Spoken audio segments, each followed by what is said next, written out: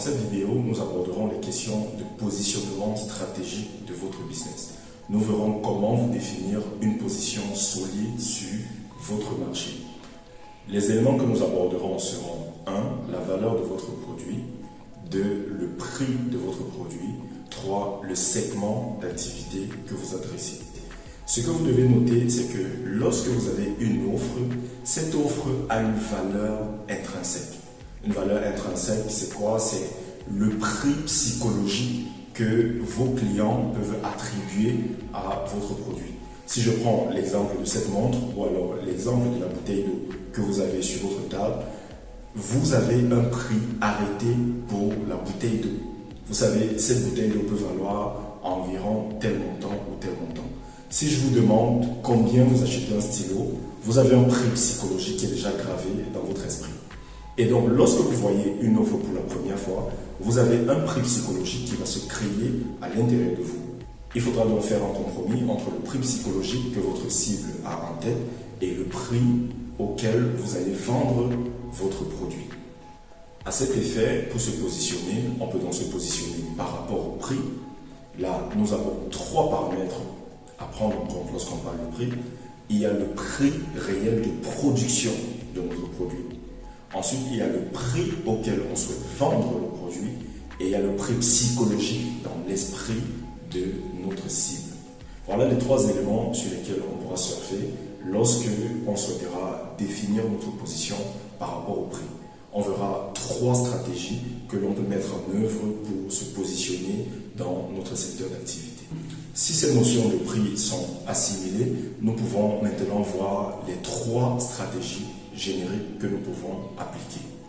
La première stratégie est une stratégie dite low cost, une stratégie de coût bas.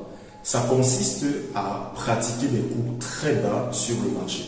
Donc vous allez avoir un produit et vous allez travailler à offrir le prix le plus bas possible.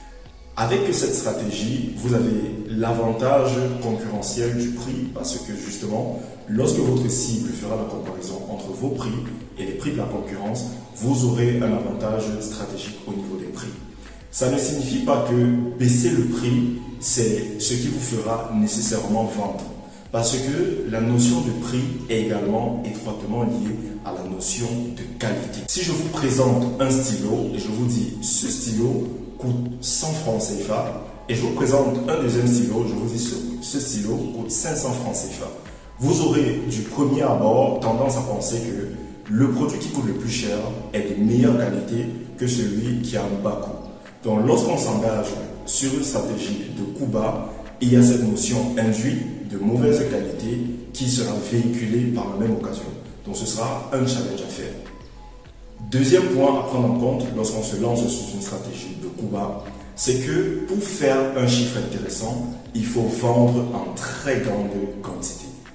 Pour faire un chiffre intéressant, il faut vendre en très grande quantité.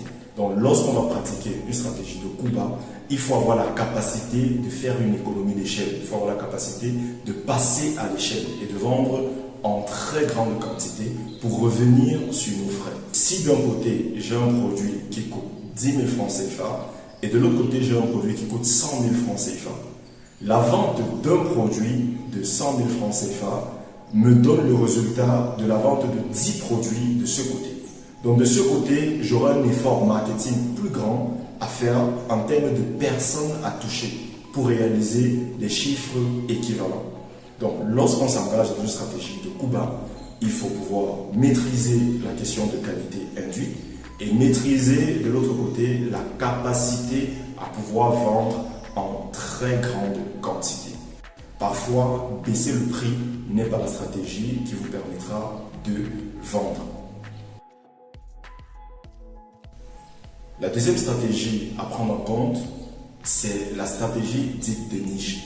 Cette stratégie vise à se concentrer sur une gamme de personnes bien précises et à donner le maximum pour satisfaire cette clientèle-là.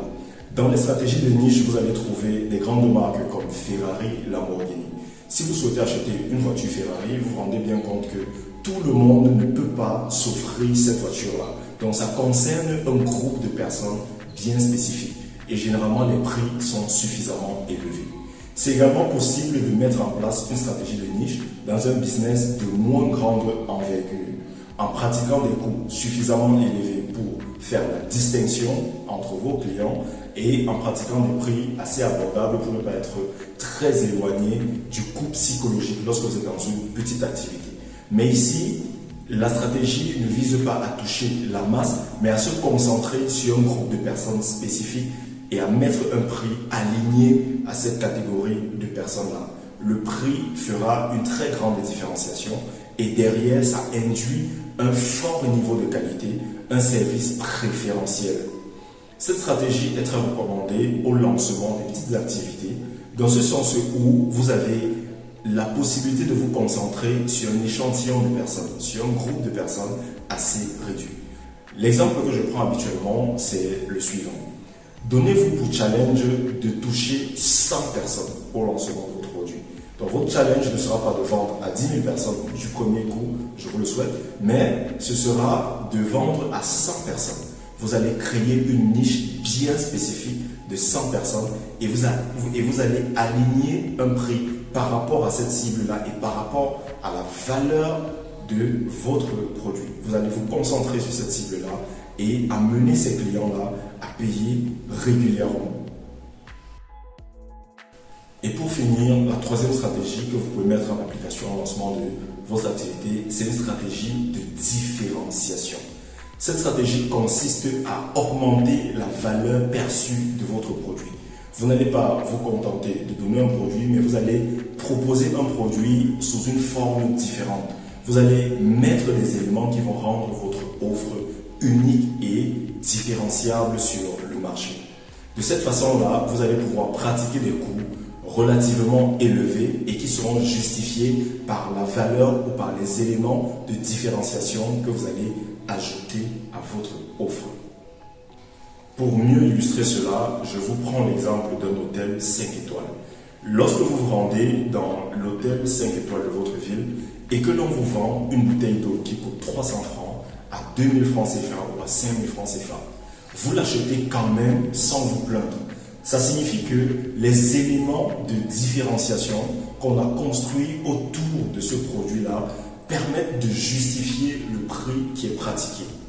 À côté de ça, ça peut également permettre de filtrer la cible pour se concentrer sur une niche bien précise. Parce que tout le monde ne peut pas s'offrir le luxe d'un 5 étoiles. Donc les personnes qui se rendent dans des hôtels 5 étoiles constituent une niche bien précise.